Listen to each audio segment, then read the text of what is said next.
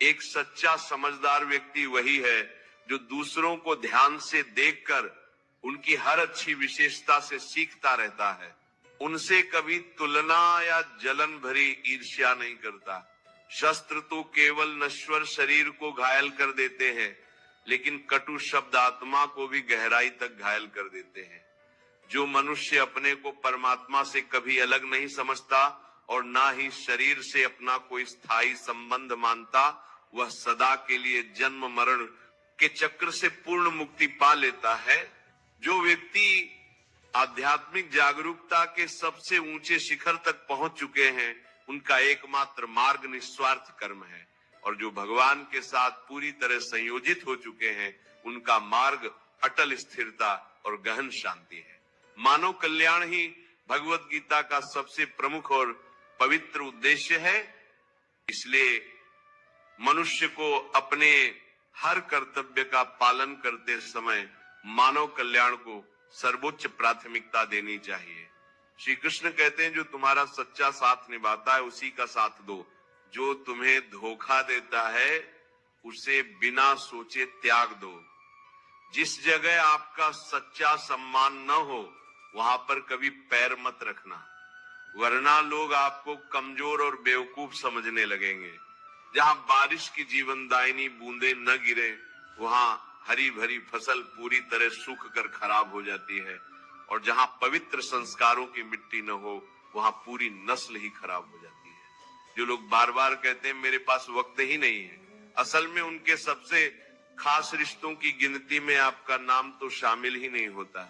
हे अर्जुन, वह जो वास्तविकता में मेरे उत्कृष्ट दिव्य जन्म और गतिविधियों को गहराई से समझता है, वह शरीर त्यागने के बाद पुनः जन्म नहीं लेता और मेरे परम धाम को प्राप्त हो जाता है।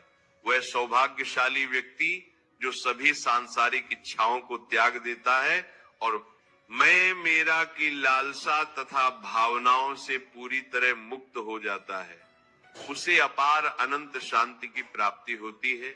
जिस मनुष्य के अंदर ज्ञान की कमी है और ईश्वर में गहरी श्रद्धा नहीं, वह जीवन भर सच्चा आनंद और सफलता को कभी प्राप्त नहीं कर पाता। चाहे ईश्वर ने हमें जो कुछ भी असीम दिया है वही हमारे लिए हमेशा पर्याप्त और पूर्ण है, और यही एक अटल निर्विवाद सत्य भी है। संयम, सदाचार, स्नेह एवं निष्काम सेवा, ये महान गुण सत्संग के बिना कभी प्राप्त नहीं होते। ईश्वर से मन से की गई प्रार्थना से इंसान की परिस्थिति या तकदीर बदले या न बदले, लेकिन उस प्रार्थना से इंसान के चरित्र में गहरा सकारात्मक बदलाव जरूर आता है। बात इतनी मधुर और कोमल रखो कि कभी वापस लेनी पड़े तो भी वो कड़वी कभी ना लगे। खुद में थोड़ा सा स्वाभिमान रखना बेहद जरूरी है, वरना लोग आपको वहां भी दबाने की हर संभव कोशिश करेंगे जहां आपका पूरा पूर्ण अधिकार होता है। कोई एक महापुरुष ही आत्मा को आश्चर्य की तरह गहराई से देखता है, वैसा ही दूसरा महापुरुष इसके तत्व का आश्चर्य की भांति वर्णन करता है, तथा दूसरा कोई अधिकारी पुरुष इसे आश्चर्य की तरह सुनता है, और कोई तो सुनकर भी इसे कभी नहीं जान पाता। श्री कृष्ण कहते हैं, दुख सुख को समान भाव से समझने वाले जिस धीर पुरुष को इंद्रिय और विषयों का सहवास व्याकुल नहीं करता, वह मोक्ष के पूर्ण योग्य होता है। हाय, जब तक तुम अपने आप से पूरी तरह हार नहीं मानते, तब तक दुनिया की कोई भी ताकत तुम्हें हरा नहीं सकती। कमजोर न तुम हो न तुम्हारा वक्त है, क्योंकि वक्त सबका बदलता रहता है। तुम बस अपना कर्म निष्ठा पूर्वक करते रहो। जिसने कभी कठोर संकट की कसौटी नहीं देखी, उसे अपनी छिपी ताकत का कभी सच्चा एहसास ही नहीं होता। जो दूसरों की गहन तकलीफों को समझते हैं, जिनमें दया का विशाल सागर भरा है, जो दिल से सच्चे अच्छे हैं, उन्हें दोबारा जन्म लेना कभी नहीं पड़ता। किसी को कुछ देकर घमंड कभी मत करना। क्या पता तू वास्तव में दे रहा है या पिछले जन्म का बोझा कर्ज चुका रहा है। घमंडी मनुष्य का वंश वैभव और प्रतिष्ठा ये तीनों ही उसके हाथों से धीरे धीरे चले जाते हैं। यदि विश्वास न हो तो रावण, कौरव और कंस जैसे ऐतिहासिक उदाहरणों को देख लो। चुप रहने से इससे बड़ा कोई सशक्त जवाब नहीं होता और माफ कर देने से इससे बड़ी कोई कठोर सजा नहीं दी जा सकती। जिस मनुष्य के पास सब्र की अपार ताकत समाई है, उसकी ताकत का दुनिया में कोई मुकाबला ही नहीं कर सकता। हमारी व्यर्थ की अनगिनत चिंताएं और मन का अनियंत्रित भय एक ऐसा घातक रोग साबित होता है जिससे हमारी आत्मा की मूल शक्ति पूरी तरह बिखर बिखर जाती है। मनुष्य को जीवन की हर प्रकार की चुनौतियों का डटकर सामना करना चाहिए, न कि उनसे भागना चाहिए और न ही भाग्य या ईश्वर की इच्छा जैसे कमजोर बहानों का प्रयोग करना चाहिए।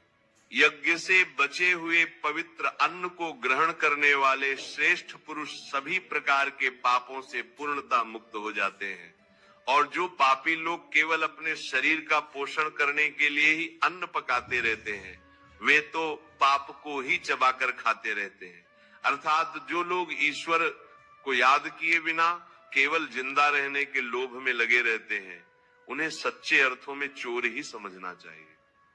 केवल ज्ञान ही एक ऐसा अक्षय अमर तत्व है जो कहीं भी, किसी भी कठिन अवस्था में और किसी भी कालखंड में मनुष्य का साथ कभी नहीं छोड़ता। धरती पर जिस प्रकार मौसम का निरंतर बदलाव आता रहता है, उसी प्रकार जीवन में भी सुख दुख के उतार चढ़ाव आते जाते रहते हैं, चाहे युद्ध का मैदान हो या साधारण जीवन सफलता।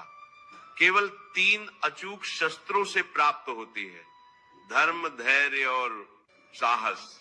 कोई भी मनुष्य जन्म से महान नहीं होता, बल्कि अपने निष्काम कर्मों से ही महान बनता है।